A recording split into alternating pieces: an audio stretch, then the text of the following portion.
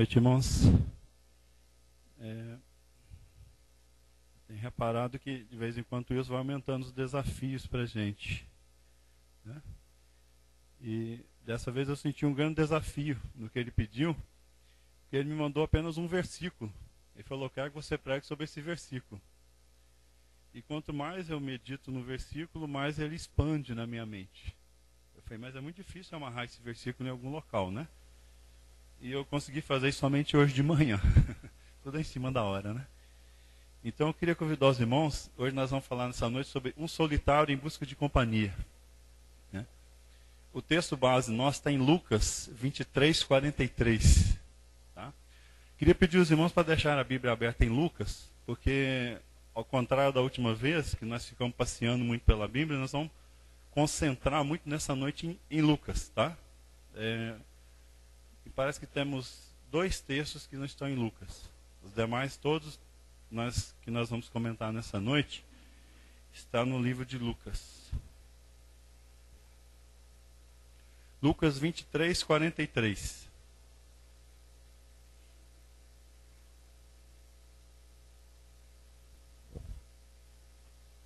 Achamos? Bem, então antes de a gente ler, vamos orar primeiro. Senhor, nós colocamos esse tempo nas mãos do Senhor, ó Pai, porque a palavra é do Senhor, ó Pai. Essa igreja é do Senhor, as nossas vidas pertencem ao Senhor, ó Pai. Nós pedimos que o Senhor venha nos falar nessa noite, ó Pai. Tudo aquilo que o Senhor quer entregar para a tua igreja, Pai, eu lhe peço que eu não seja empecilho à obra do Senhor, ó Pai, que eu seja um instrumento nas tuas mãos, ó Pai.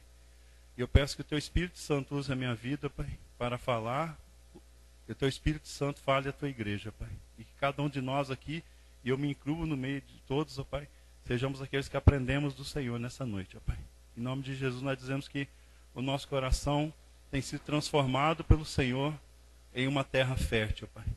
E ao mesmo tempo que ela é fértil, Pai, ela é também sedenta da palavra do Senhor, ó Pai. Por isso nós queremos dizer que nós precisamos do Senhor nessa noite, ó Pai. Em nome de Jesus, Senhor Deus. Amém. Encontramos, irmãos, Lucas 23, 43. Amém? Eu vou ler em 2 versões. Possivelmente alguns irmãos encontraram, tem a Bíblia que fala desse jeito. E disse-lhe Jesus: em verdade te digo que hoje estarás comigo no paraíso.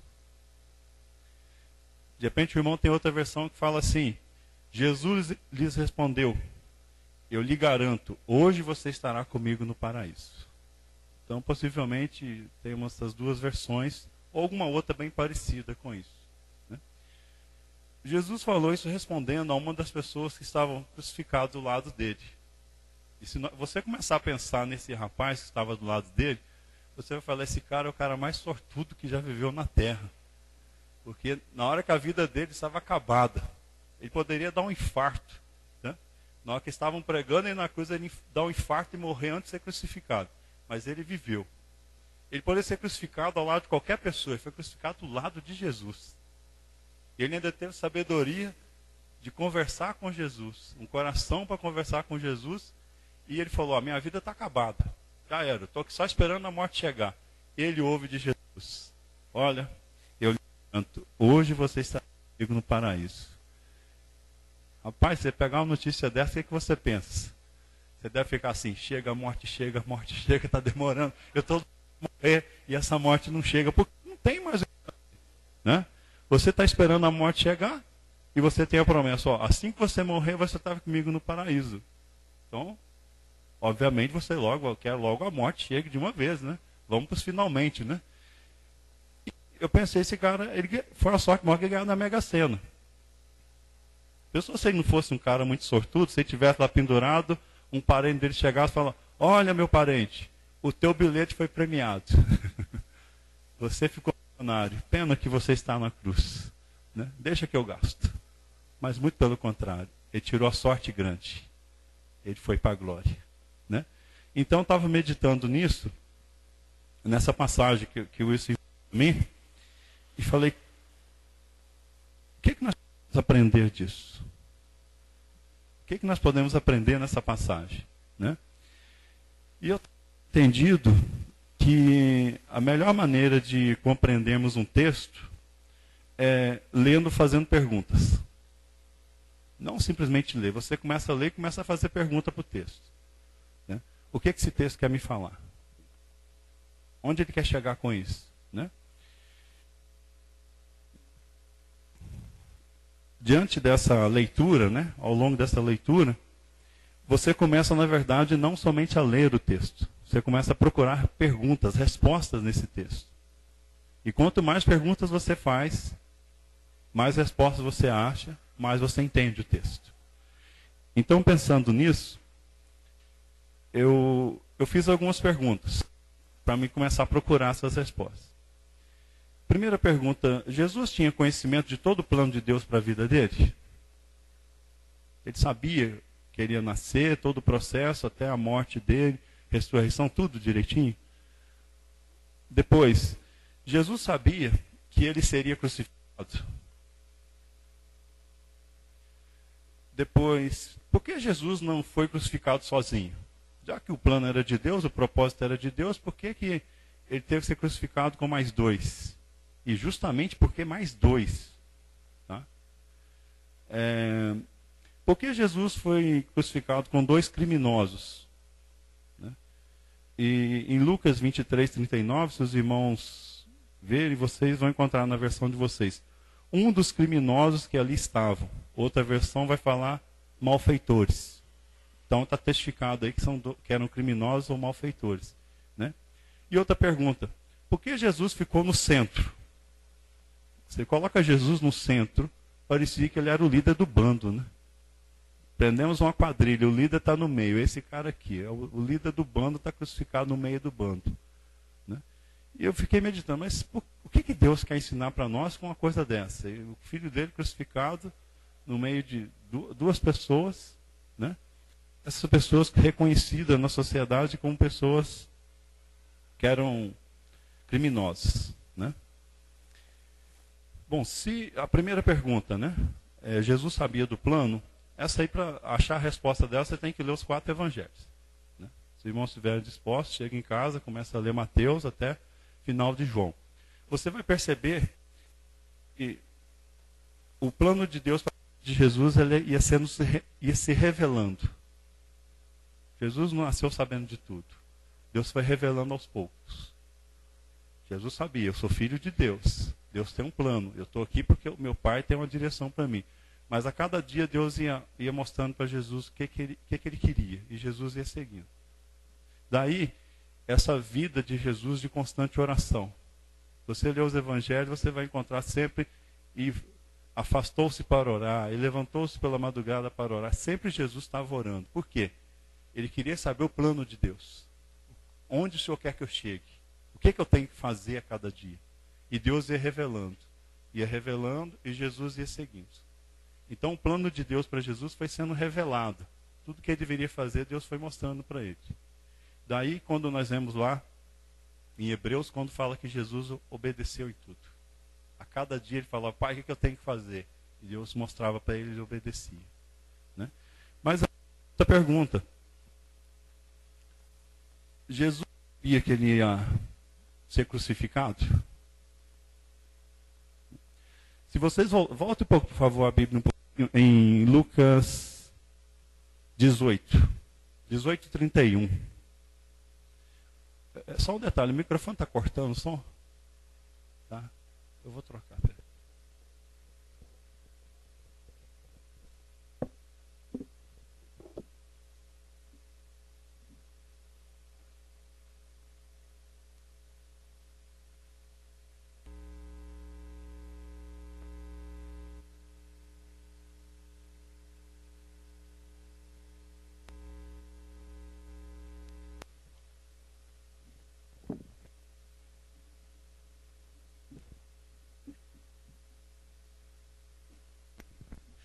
Amém.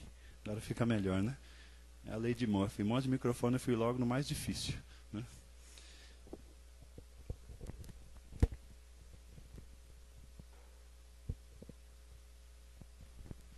Então, abriram em Lucas 18? Lucas 18, 31. O que é que diz? A versão que eu estou usando diz o seguinte: Jesus né, chamou à parte os 12 e lhes disse: estamos subindo para Jerusalém, e tudo que está escrito pelos profetas acerca do Filho do Homem se cumprirá. Ele será entregue aos gentios, que zombarão dele, o insultarão, cuspirão nele, o açoitarão e o matarão. No terceiro dia ele ressuscitará. Essa assim que está escrito nos irmãos? Jesus já tinha uma grande revelação do plano de Deus para a vida dele. Ele seria entregue, ele ia sofrer, ele ia padecer, ele seria morto e ele iria ressuscitar. Mas ele não sabia como ele morria. Ele poderia falar, ao invés de açoitarão e o matarão, ele poderia falar, eles o açoitarão e o crucificarão. Ele sabia, eu vou morrer. Mas ele não sabia a forma que ele ia morrer. Ele não tinha noção disso. Ele só sabia que ele ia para Jerusalém e lá ele teria que morrer, que era o plano de Deus para a vida dele. Mas ainda não era revelado para ele que seria a crucificação dele. Ele sabia dos açoites, das acusações que zombariam dele, da morte e ressurreição, mas ele não sabia como seria essa morte. Mas se você andar um pouquinho para frente na sua Bíblia, Lucas 22, 39, aí eu gostaria de um irmão que pudesse ler para nós. Lucas 22, 39.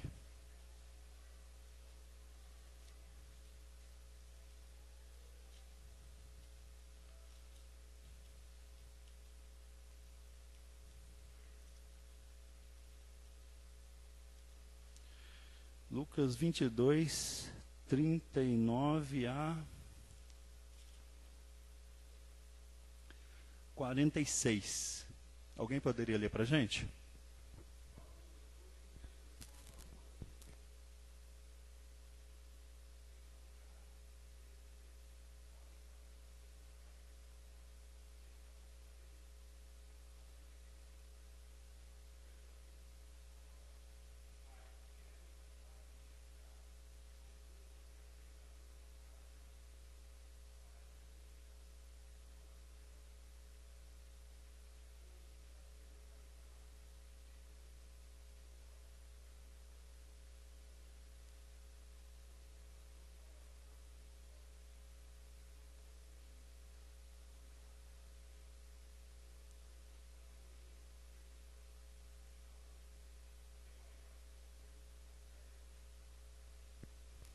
Amém? Esse momento na vida de Jesus foi um momento muito difícil, porque nesse momento Deus revelou para ele a vontade. E você vê que foi aquele momento em que ele teve, talvez seja um dos momentos mais difíceis da vida dele na terra, porque é um momento de intensa agonia, porque aí Deus revelou para ele: você vai morrer, e morte de cruz. Vai ser a morte na cruz. Foi uma revelação muito dolorosa para Jesus, porque ele poderia ter qualquer tipo de morte, mas morte de cruz era uma morte diferente. Era uma morte que, não só pelo sofrimento, né? Porque a pessoa é pendurada no madeiro, ela morre por asfixia, né? Ela vai perdendo as forças e morre por falta de ar. Não era por uma questão da maneira do sofrimento da morte. Nesse momento, a cruz de Deus, a cruz, mostrou-se a vontade de Deus. Antes havia a vontade de Deus e a morte. E depois veio a vontade de Deus, é morte de cruz. Quando Jesus ficou sabendo disso, o que ele disse? Se for possível, o Senhor passa de mim esse cálice. Se for possível, o Senhor passa. Não quem não queria o cálice. Ele falou: olha, se o Senhor puder passar esse cálice, passe de mim esse cálice. Mas todavia faça a tua vontade. Né? Mesmo assim, Jesus submeteu à vontade de Deus, que era a morte de cruz. Né? É interessante que Jesus já sabia que ele passaria por vários momentos difíceis. Né? Ele já tinha falado lá em Lucas 18, quando eles iam para Jerusalém. Mas vocês perceberam que quando ele ficou sabendo que era a morte de cruz, veio uma agonia sobre Jesus? Ficou muito difícil. Pô, morrer na cruz, morte de cruz. Né? Aí eu fiquei meditando, o que é a morte de cruz? Né? Então, aí que nós vamos fechar tudo nessa noite, nessa questão.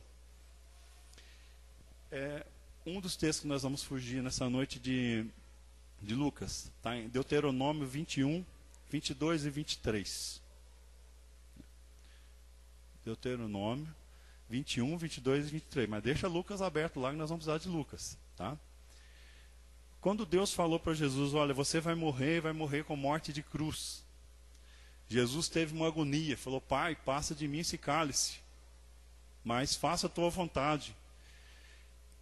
E no texto que nós vimos em Lucas, foi necessário a presença de um anjo para fortalecer, para confortar Jesus naquele momento. Eu acredito que esse foi um dos momentos assim, mais importantes do cristianismo. Porque Jesus ele teve um momento tão difícil na vida dele que houve a necessidade de um anjo consolá-lo, um anjo fortalecê-lo. Jesus tinha passado por muitas dificuldades. Você não vê escrito, por exemplo, que tinha um anjo ao lado da cruz confortando Jesus. Mas você vê que tinha um anjo no Getsemane quando ele recebeu a notícia do Pai. Né? Aquele momento foi um momento tão importante do cristianismo que Deus teve que ter um tratamento especial até com Jesus. Lá, preciso de um anjo fortalecer meu filho agora. Essa notícia é pesada para ele. E Jesus, até no momento, ele pensa, será que não tem outro jeito, Pai? Se for possível, não tem outra solução, é a única solução que nós temos. Né? Esse foi um momento crucial do cristianismo. Porque Jesus, naquele momento, ele poderia falar, olha, Pai, aí não dá para nós. Tudo bem até aqui, eu vim, fiz a tua vontade, estou disposto a sofrer, a fazer tudo, até a morrer. Mas na cruz eu não vou. Eu poderia falar isso. E o que aconteceria com Jesus? Nada. Ele não é filho de Deus? Ele voltaria para o céu e continuaria sendo o filho de Deus. O que aconteceria conosco? É imaginável. Não dá nem para imaginar. Porque o único plano que Deus tinha para salvar o mundo, ele falhou. Estaríamos totalmente perdidos. Então você vê que nesse momento Deus manda um anjo, esse anjo vai consolar e fortalecer Jesus. E ele fala, vamos lá, vamos. Né? Você vê que o autor do livro fala assim, ele suou como se fosse sangue. Tamanha agonia para aceitar esse momento, tamanha opressão desse momento.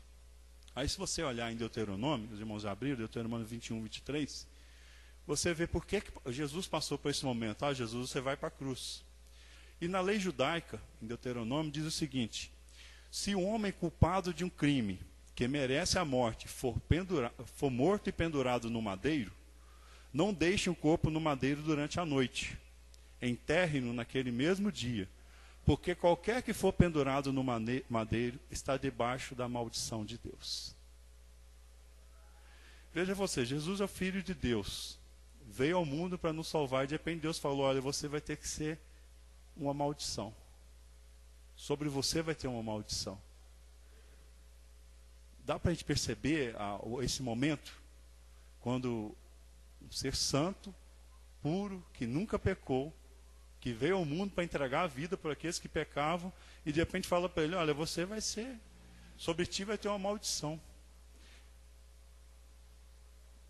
Dá para perceber a agonia de Jesus? Né? Imagina um ser totalmente puro, imaculado, e você fala para ele, olha, você vai ter que enfiar no mais profundo do abismo, e sobre você terá uma maldição muito grande. Onde a Bíblia fala, ele se fez maldição no nosso lugar. Quando a gente percebe a leitura desse texto, a gente valoriza duas coisas. Primeiro, a disposição de Jesus. E o amor de Deus, que se dispôs a fazer do seu próprio filho maldição, para nos salvar. Estão percebendo a profundidade do texto? Imagine você virar para o teu filho, quem tem filho nessa noite aqui, ouvindo, e ele falar assim, olha, o teu filho vai ter que ser uma maldição, para que alguém se salve. Você fala, mas o meu filho vai ser amaldiçoado? O meu filho vai ser apartado de mim? Porque, na verdade, quando Jesus, naquele momento ele sabia que enquanto eu estiver no madeiro e estiver amaldiçoado, eu não terei o Pai comigo. Era o momento da vida de Jesus que ele ficou só. Até que ele diz mais à frente, né? Por que o Senhor afastou de mim, Pai? Por que o Senhor me desamparasse nesse momento? Porque Jesus estava levando sobre si as nossas maldições. Elas foram todas para ele. E Deus se afastou dele naquele momento. E ele sabia do que ia acontecer. Tudo nessa vida, menos que o Senhor se afaste de mim, Pai. Mas ele sabia, vai ter esse momento. Jesus, conhecendo a lei, ele sabia. Quando eu for pendurado no madeiro, eu serei amaldiçoado de Deus. Eu acho isso muito forte. Principalmente que ele não merecia nada daquilo. Mas aí, vamos mudar um pouquinho. Vamos para Gálatas. Eu queria pedir algum irmão para ler também Gálatas 3.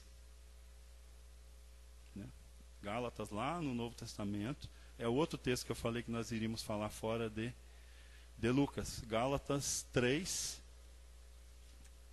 6. Gálatas 3, 6.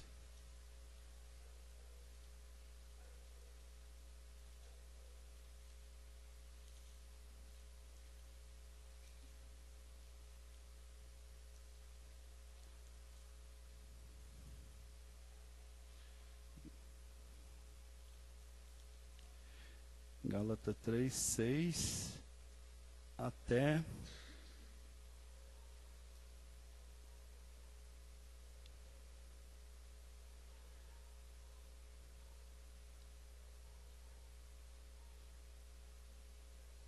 até 13, 6 a 13.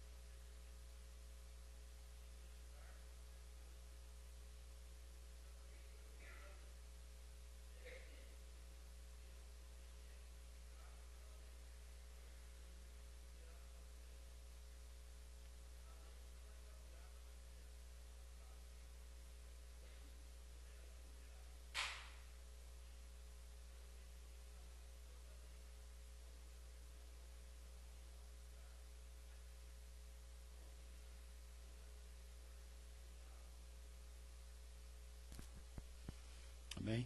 Esse texto fica mais claro para nós, né? Jesus, ele se fez maldição. A lei que estava sobre nós, Jesus se fez maldição, se pendurando no madeiro, no nosso lugar.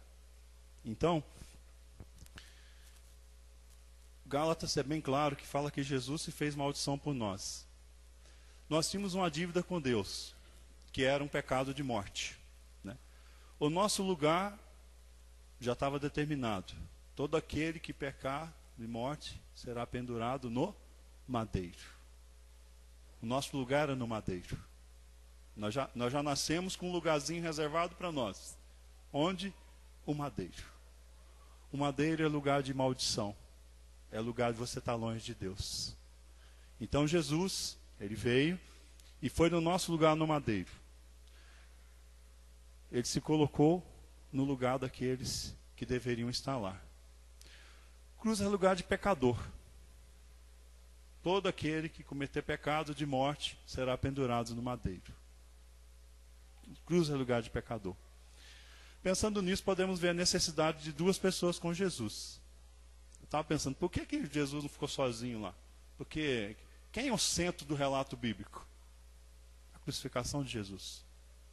E de repente, Deus permitiu que mais duas pessoas ficassem com ele, né? Todos sabiam que a cruz era lugar de pecador. Mas Jesus não tinha pecado. Imagine vocês, o que é que nós vamos fazer? Nós vamos crucificar os pecadores. Aí você crucifica Jesus sozinho. Sabe, mas estranho isso aqui, não? O que é que você coloca no madeiro? Pecador. Mas nós estamos olhando para o madeiro hoje, nós estamos vendo o quê? Um justo. Esse não cometeu pecado, por que ele está no madeiro? Eu fiquei pensando nisso, por que Deus colocou mais duas pessoas? Essas duas pessoas estavam ali para lembrar para nós, olha, embora vocês olhem para aqui, para o centro, e tenham um justo, você vai olhar para os lados, tem dois pecadores. Cruz é lugar de criminoso, é lugar de pecador. Não vão mudar a história, não. A história é, cruz é lugar de pecador. Tem um justo, não tem? Porque esse justo está no lugar de alguém. Ele não é pecador. Alguém deveria estar ali. Olha para os lados, quem está lá? Dois criminosos. Olha para o centro, quem está lá? Um justo. Por que o justo está ali? Porque alguém deveria estar naquele local e não está. Então eu estava meditando, por que nós tínhamos que colocar dois do lado e Jesus no centro? Para nós lembrarmos muito bem. No centro também deveria estar um pecador. Deveria estar eu, deveria estar você, deveria estar cada um que nasceu nesse mundo. Mas Deus tirou cada um de nós dali e falou, olha para o centro agora, quem está lá? Alguém que não deveria estar. Alguém que, se fosse colocar todas as pessoas, tudo que existe, este jamais poderia estar ali. Nem sequer pensar nisso, porque ele é justo, ele não é pecador. Mas Deus tirou o pecador e colocou o justo. E ele se fez maldição por nós. Amém? Então, eu estava meditando nesse negócio e falei, mas que é muito interessante, Deus é muito sábio. Ele poderia colocar Jesus sozinho, a coisa ficaria totalmente estranha. Você olharia para a cruz e falaria, cruz é lugar de quem? É de gente que não peca? Porque tem só um justo na cruz. Ele colocou mais dois e falou, não, lembra, cruz é pecador. Não é justo não. Esse justo está aqui porque você não subiu. Mas ainda tem outra coisa interessante. Porque foram dois criminosos com ele. Né? Poderia ser um, não é? Jesus e a direita dele ou a esquerda, mais um criminoso e tudo bem. Ou poderia ser 5, 6, um bando, né? Ali Babá e 40 ladrões, e quem sabe? Mas porque dois criminosos, né? Não quero aprofundar não, mas o número 3 é um número muito interessante. O número 3, segundo pesquisas da NASA, é o número ideal para você montar equipes. Por isso que a NASA só manda 3 astronautas. Não manda 1, não manda 2, não manda 4, manda 3. Isso é uma pesquisa científica. Sempre 3. Porque onde você tem 3, você tem harmonia. Acho que a NASA aprendeu isso na Bíblia. Né? Pesquisaram coisa nenhuma. Algum espertão lá leu a Bíblia, olha aqui, fala o casamento tem que ser 3. Ó. O marido e a esposa de Jesus. Vamos mandar 3 astronautas. Falar que nós pesquisamos isso aí, tudo bem. Né? Vamos falar que lemos na Bíblia não, que nós ganhamos um salário muito alto para ficar lendo a Bíblia e usar a Bíblia aqui. Mas por que 3? Porque em 3 não há confusão. 2 tem confusão. 3 não tem confusão. 4 tem confusão. 5 tem confusão. Mas 3 não pode ter confusão com 3. Por quê? Imagine você 3 pessoas no espaço. Um resolve brigar com o outro. O que o terceiro vai fazer? Ele vai ser o elo. Você não vai querer brigar com o do lado e brigar com o outro. Você vai ficar sozinho, vai ter 2 contra você. Então o que você tenta fazer? Briga com um e traz o outro para o seu lado. Aí o outro briga com você e traz o outro para o seu lado. E de repente todo mundo quer trazer todo mundo para o seu lado. E a briga acaba. É muito difícil em 3, 2 combinarem para derrubar um, porque aquele não vai aceitar. Falou, nós estamos no espaço. Se eu ficar sozinho, eu me perco aqui. Então o que eu vou fazer? Eu vou tentar trazer alguém para o meu lado. Então sempre um vai ser o equilíbrio da confusão. E nunca vai ter briga. Agora, manda 4 ou 5, aí você começa a formar grupo. É 2 contra 2 aqui, vamos ver o que dá. Manda 2, eles brigam, cada um vai para um lado, e a operação foi para o espaço, literalmente. Né? Então, pensando nesses 3, parecia um número bem fechadinho. Né? 3 é um número interessante.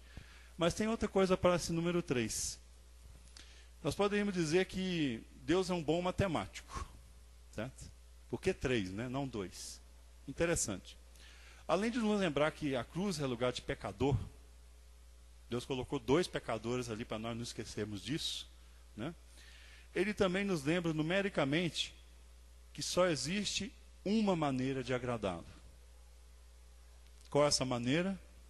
a cruz do centro, Jesus. Né? Entretanto, sempre haverá mais de uma maneira de desagradá-lo. O centro está Jesus. Mas se você olhar para a direita e olhar para a esquerda, quem está lá? 2 pecadores.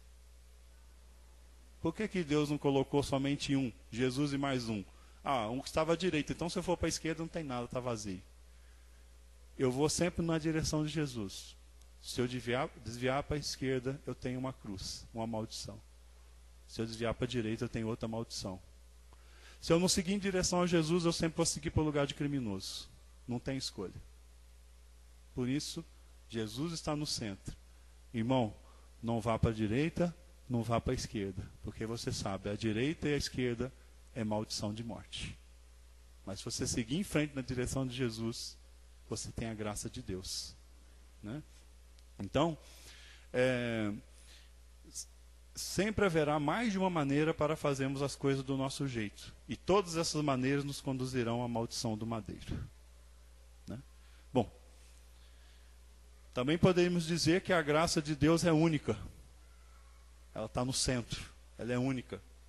E ela deve ocupar o centro de nossas vidas. Mas se desviarmos para a esquerda ou para a direita, encontraremos o madeiro da maldição. Amém? E vamos compreender essa passagem? Porque o nosso tema é um solitário, né? Em busca de companhia. Mas eu tive que dar essa volta para nós pensarmos primeiro. Jesus, o plano de Deus para a vida de Jesus foi se revelando a cada dia. A cruz se revelou no Getsemane. Jesus falou, sobre mim virá uma maldição. Deus colocou Jesus com mais 2, para nos lembrar que cruz não é lugar de gente pecadora. Só Jesus ali nós pensaríamos, cruz é lugar de justo. Justo não é pecador. E nós temos duas pessoas, uma à direita e à esquerda, para nós lembrarmos que nós não devemos desviar da cruz de Cristo. A cruz é o centro, a cruz de Cristo. Mas do lado tem outras cruzes. E essas outras cruzes são maldição. Só a do centro importa para nós. Né? Mas Deus ainda foi muito misericordioso com as nossas vidas. Porque além de Ele colocar esses 2 ali, esses 2 ainda deixaram lição para nós. Né? Por que Deus colocou 2 criminosos? Eles não poderiam simplesmente chegar, olha gente, olha, eu estou meio desapontado da vida hoje, sabe o que eu vou fazer? Quero morrer em paz. Passei uma vida de crimes, vão me crucificar mesmo, vou morrer mesmo. Deixa eu ficar quieto aqui, não quero saber o que está acontecendo, vou esperar a morte chegar. Né? Mas esses 2 ainda resolvem falar com Jesus. Olha como Deus teve misericórdia das nossas vidas, porque Ele deixou para nós lições nisso aí. Né? Essas 2 pessoas se dirigiram a Jesus, no momento crucial da vida delas, no momento mais importante da vida dele. Por quê? É aqui esperando a morte chegar. O que vier é lucro. Eles tiveram a oportunidade da vida deles de ficarem ao lado de Jesus. Os 2 poderiam ficar quietinhos e falar, ó, não falam nada não, que nós somos pecadores, esse cara aí ó, é muito gente boa, todo mundo gosta dele, só fez o bem, vamos ficar calados aqui porque né, nós somos, nem coadjuvantes nós somos dessa história. Mas eles se dirigem a Jesus. Eu fiquei pensando, por que esses 2 conversaram com Jesus? Se eu estivesse lá, será que eu ficaria conversando com Jesus? Você ia conversar com Jesus? Não sei, eu acho que eu não conversaria não. Primeiro que eu era pecador, esse cara justo aí, eu não quero conversar com ele não. Vá que me dá um sermão agora, já vou morrer, mas não quero ver o sermão na hora do amém não. Deixa quieto. Mas eles dirigiram a Jesus. Eu estava observando como que Deus foi misericordioso conosco. Eu acredito que eles nos deixaram uma grande lição. Né? Mas antes eu quero dizer para os irmãos o seguinte. Eu acredito, primeiramente eu quero dizer que eu acredito que esses criminosos, entenda o que eu vou dizer, eles representam 2 cristãos do mundo atual. Naquela época eles não eram cristãos. Mas se nós pensarmos hoje, seriam 2 tipos de cristãos que nós temos. Lugar de cristão é na cruz, não é isso? 2 tipos de cristão. O que você faz com a cruz? Né? Então nós temos o primeiro. Um deles, está em Lucas 23, 39, voltando para a gente finalizar o texto. Em Lucas 23, 19, um deles tomou uma atitude. Sabe o que eu vou fazer? Eu vou zombar desse Jesus. Vou morrer mesmo, ele está morrendo junto comigo, eu vou zombar dele. Né? Eu vou zombar. Lucas 23, 19. Aí um dos criminosos, né, fala assim, um dos criminosos que ali estavam dependurados, lançava-lhe insultos. Você não é o Cristo? Salve a si mesmo e a nós. Prova para mim aí, você não é o cara? Né? Fiquei pensando nisso. Quantas vezes nós também não fazemos isso? Como cristãos. O Senhor não é Deus? Por que a minha vida está assim? Sua palavra não promete isso, por que eu não estou melhor? E nós começamos a falar, será que eu estou servindo a Deus mesmo? Será que esse Deus é o Deus mesmo? Por que as coisas não mudam na minha vida? Muitas vezes parece que nós estamos pendurados na cruz e falando, o Senhor não é Cristo mesmo? Por que o Senhor não salva, não muda isso na minha vida? Por que eu estou passando por isso? A mesma atitude desse malfeitor. Se o Senhor é Cristo, faça alguma coisa. Né? A mesma atitude. Ele estava no madeiro, debaixo de maldição, sujeito à lei dos homens, esperando a morte chegar. Mesmo assim, não percebeu a graça de Deus e não voltou atrás.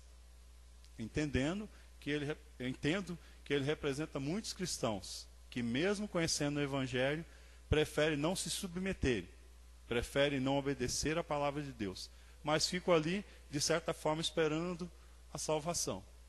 Eu quero a salvação. Eu quero a salvação. Mas eu não quero nada além disso. O Senhor vai me salvar? Então me salva. Nada além disso. Eu não quero compromisso com o Senhor. Eu quero ser salvo. Eu quero ser salvo. Eu quero sair de onde? Do madeiro. Eu quero sair daqui, eu quero voltar, eu quero casar, eu quero ter minha família, ou quem sabe eu quero continuar fazendo a mesma coisa que eu fazia. Né? Eu quero ser salvo. Sai daí e me tira daqui. Aí eu vou acreditar que o Senhor é Deus. Muitas das vezes, nós como cristãos temos essa atitude com Deus. A atitude de quem quer só, como diz um pastor argentino, ele disse que muitas vezes nós somos o nosso relacionamento com Deus, nós somos como crianças. Já viu criança comer pão com mel? É muito difícil você ver uma criança comendo pão com mel. E geralmente ela lambe o mel e deixa o pão. E foi muitas vezes nós somos assim.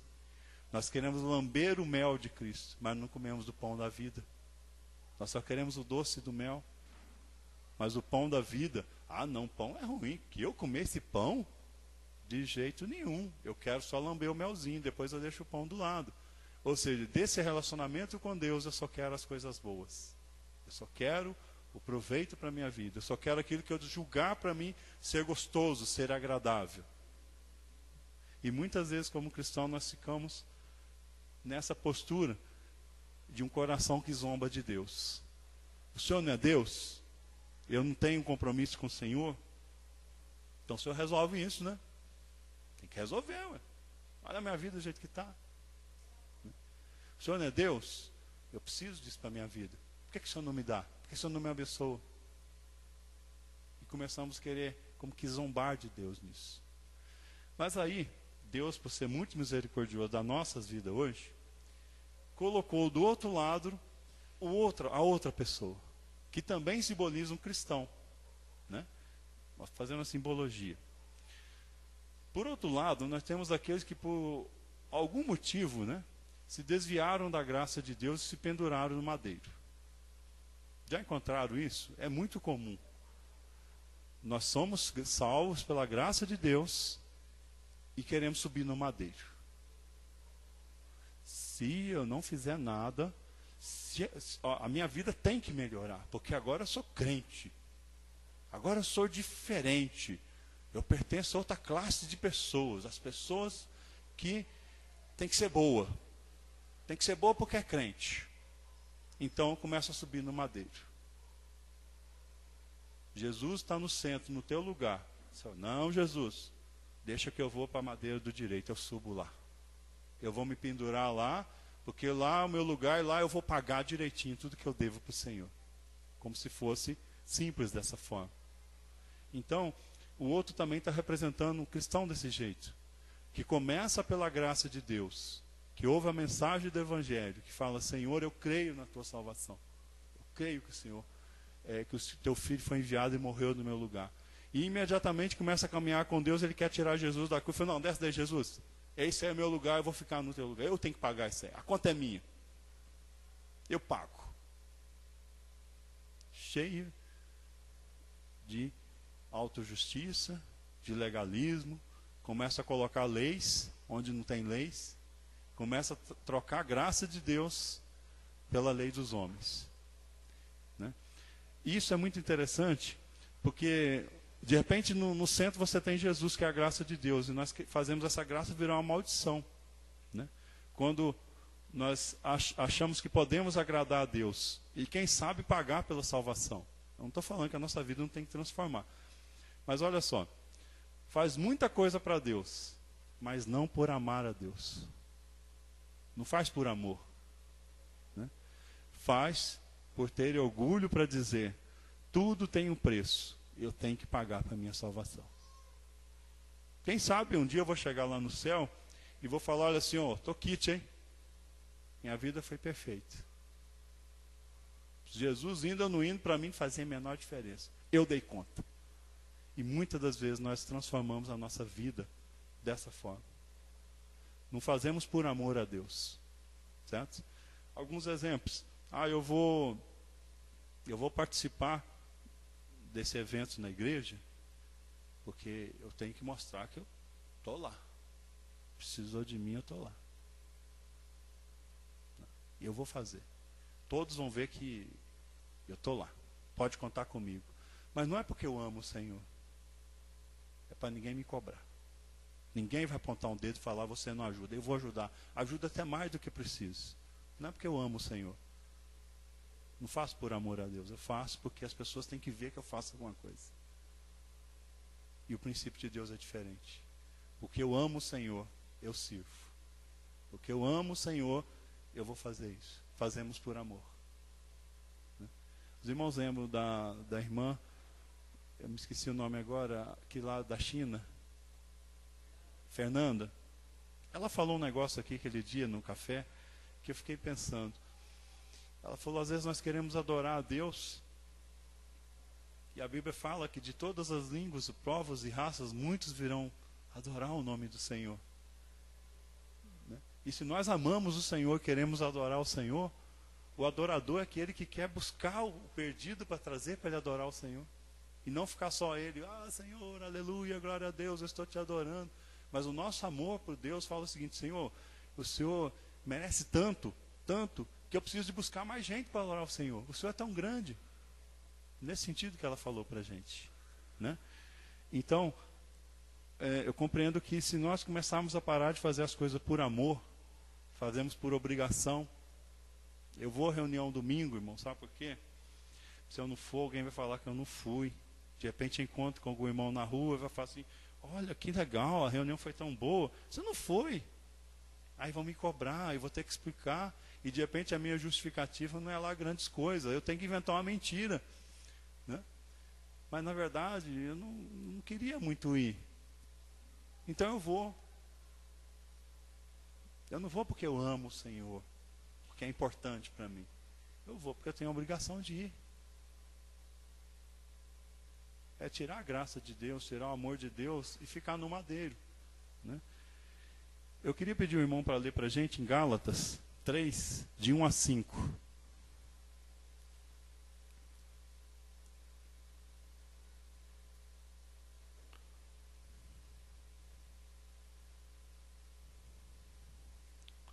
Gálatas 3, de 1 a 5. Que é o início do texto que foi lido antes, né?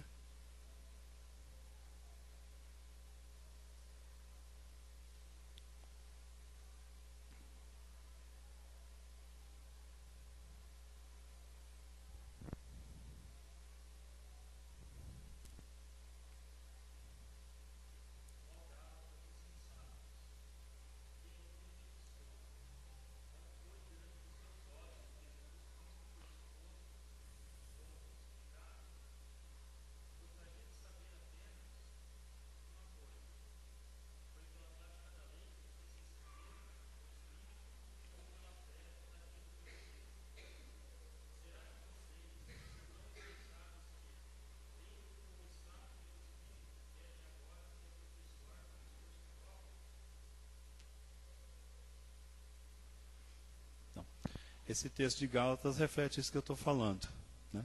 Começamos pela graça, ouvimos o Evangelho e muitas vezes nós começamos a fazer por nossa força, a fazer porque tem que ser feito, a fazer que se eu não fizer, alguém vai me cobrar e assim por diante. Mas, nesse caso, nós temos o segundo criminoso, que eu quero chegar nele. Ele representa o tema da nossa pregação, o solitário em busca de companhia. Pelo menos eu compreendi assim, não sei se eu estou atingindo o que Deus pediu. Mas ele vai representar um cristão que se sente só, que não vê a mão de Deus. Sabe aquele negócio, você ora, e só piora. Ora, e parece que Deus não me ouve. Aí você fala, Senhor, parece que quando eu oro o Senhor está dormindo, eu tenho que trocar minha hora de oração, porque sempre o Senhor está de folga no meu horário de oração, parece que o Senhor não me ouve, né? Aquele cristão que não sente o consolo do Espírito Santo, né? Que participa da reunião da igreja, ou que vai a grupos caseiros, e não se vê parte daquele corpo. Eu chego e fico meio assim, meio por fora. Na verdade, ele seria um cristão que seria um solitário no meio da multidão. Estou dentro da igreja, mas é como se eu fosse uma pessoa invisível. Eu me sinto assim. Aí Deus coloca para nós uma saída. Vamos chegar no nosso finalmente. Lucas 23, 42. Você está lá, Jesus foi crucificado, você tem um que zomba de Jesus, representando um cristão que na verdade está muito longe de sê-lo, e outro é um cristão que está assim, querendo mudar de vida. Olha, eu estou aqui nesse madeiro, mas eu estou vendo que esse lugar aqui não é para mim. Eu não deveria estar pendurado nessa cruz, no sentido de que eu não tenho que pagar esse preço já foi pago. Mas estranho, parece que eu estou pagando o preço que alguém pagou por mim, eu estou pagando a dívida de novo, e eu estou chegando à conclusão que eu nunca vou pagar essa dívida, a minha vida está se enrolando, que eu quero pagar e não consigo pagar, e depois eu vou ver lá quanta já foi paga. Mas que negócio mais estranho, que vida mais estranha, e de repente tem esse cristão. E em algum momento da nossa vida, irmãos, nós temos que tomar uma atitude igual desse segundo malfeitor. O que é que ele diz em Gálatas 23, 42? Então, ele disse, Jesus, lembra-te de mim quando entrares no teu reino. Viram que interessante? Veja, ele deixou toda a prepotência de lado. Ele disse, quando entrares no teu reino. Ele reconheceu Jesus como rei. Senhor, quando o Senhor chegar no teu reino, lá o Senhor é rei. Lembra-te de mim. Porque se o Senhor é rei e eu for para o teu reino, eu vou ser o quê? Servo. Lá eu serei teu servo. Ele abaixou. E muitas vezes nós precisamos fazer isso nas nossas vidas. Senhor, eu lembro que o Senhor é rei. O Senhor é rei. Eu não sou rei. É o Senhor que é rei. Eu quero lembrar na minha vida que o Senhor é rei. E do teu reino, eu sou servo. Lembra de mim no teu reino. Lembra de mim lá no teu reino. Lembra do meu nome. Lembra da minha pessoa no reino do Senhor. Né? E disse, olha, eu quero sair dessa maldição. Vocês notaram que ele não pediu para descer da cruz? Ele fala, quando o Senhor chegar no teu reino, lembra de mim. Eu vou morrer mesmo. Lembra de mim, tem misericórdia da minha vida. Eu não quero descer dessa cruz. Eu quero ir para o reino do Senhor. Está vendo a diferença? O outro fala, se eu desce daí me tira também, o Senhor não é o Cristo. E ele fala, olha, eu vou morrer, eu mereço morrer. Mas lá no teu reino o Senhor lembra de mim? Muitas vezes nós precisamos dessa posição com Deus. Senhor, lembra de mim, Senhor. Lembra de mim. Está acontecendo as coisas, o Senhor lembra de mim. Lembra da minha vida. Olha para mim, lembra da minha vida. Né? E não falar, Senhor, o Senhor não está vendo? Faça aqui, tem que acontecer. O nome do Senhor, estou usando o teu nome, a coisa não acontece. Calma, nós estamos dirigindo a quem? Ao Senhor do reino, ao rei. E rei você não fala assim com o rei. Rei você fala, Senhor, lembra de mim. O Senhor está lembrado de mim? Por favor, lembra de mim. Resolve a situação, lembra de mim, por favor. Né? É diferente. Então, ele não pediu para sair da cruz. Ele só pediu para se ser sujeito ao rei. Né? Disso eu entendo que em Deus sempre há volta. Não importa onde você esteja, irmão, em Deus vai ter uma volta para a tua vida. Deus é um Deus que retorna. Deus é um Deus que te concede o caminho de volta. Né? Esse cara é um grande exemplo para nós, porque ele estava no último momento da vida dele. Você poderia falar, cara, você ficou a vida toda aprontando, rapaz. Agora, daqui a pouquinho você vai morrer, você quer que eu lembre de ti no meu reino? Por favor, né? Por favor, não é assim também, né? Mas ele falou, o que é que Jesus respondeu para ele? O texto inicial nosso. E disse Jesus, em verdade te digo, que hoje estarás comigo onde? Mas estranho, não? O que ele pediu? Lembra-te de mim quando entrares no teu? Aí Jesus respondeu outra coisa para ele. Jesus diz, em verdade te digo, que hoje estarás comigo no paraíso. Nós queremos ir para o paraíso, não queremos? Amém? Amém. Mas o paraíso é o reino de Cristo.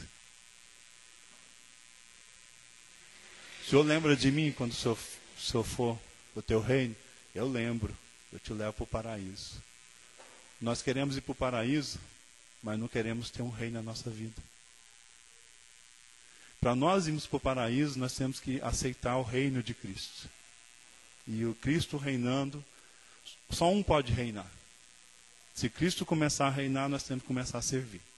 Do contrário, nós estamos reinando junto com Ele. E se nós reinarmos junto com Ele, Ele não vai reinar, porque só pode ter um rei. E se nós reinarmos, Cristo não reina. Então nós vamos para o nosso paraíso, que é uma cruz de maldição sem salvação. Mas se Cristo reinar na nossa vida, nós vamos para o paraíso. O paraíso e o reino de Deus estão relacionados. É uma coisa só. Não tem como você falar, eu estou no paraíso e sou dono do meu nariz. Se você não está no paraíso, você está no reino de Deus. O reino de Jesus. E se o reino é dele, a lei é dele, é ele que manda. E o que ele manda? Você subir na cruz? Não, você aceitar que ele já fez isso para você. Mas se ele fez isso por nós, ele pagou um preço, não foi? Se ele pagou um preço, quem paga o preço é o comprador. Não vamos conseguir jamais pagar para Jesus e retomar a nossa vida. Jesus, ele não sequestrou a nossa vida para nós pagarmos resgate de volta. Jesus pagou o preço pelas nossas vidas. E fala, eu paguei, está aqui, ó. Está pago. Você quer essa vida que eu paguei por você? Você quer essa vida? Então aceite que eu paguei o preço. Aceite o meu reino. Aí nós vamos entrar que Jesus passando por um momento muito difícil na vida dele, que era a crucificação, e no momento dessa crucificação, Deus se afastou dele, né, porque ele estava sob maldição, levando sobre ele a nossa maldição. Como o Wilson falou semana passada, ele ainda encontrou forças para falar, Pai, perdoa-os que ele não sabe o que faz. E no meio de todo esse momento, ele ainda encontrou forças para ouvir uma pessoa e ela falar assim, Senhor, lembra de mim quando chegar no teu reino. E ele fala, olha, você vai estar comigo hoje no paraíso. Esse era o coração de Jesus. Era o coração que amava a Deus, que servia a Deus, e era um coração cheio de perdão. E não era um coração que cobrava. Né?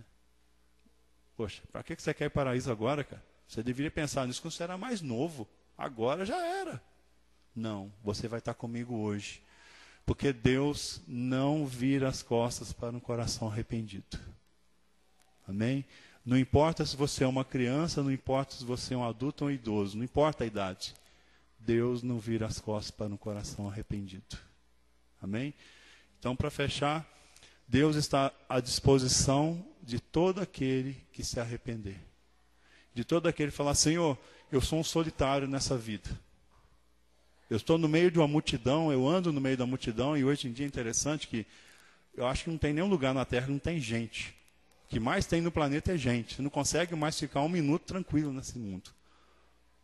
Mas muitas vezes nós somos os mais solitários no meio da multidão. Você está no meio de milhões de pessoas e se sente a pessoa mais só do mundo. Né? E mesmo que você esteja nessa situação, Deus é aquele que tem a disposição de te ouvir, se você falar, Senhor, lembra de mim nessa noite. Lembra de mim nessa noite. Lembra no teu reino. Eu quero entrar no teu paraíso, mas eu quero fazer parte do teu reino. Reina em mim hoje para que eu possa estar contigo amanhã. Amém? Bom, vamos orar, irmãos.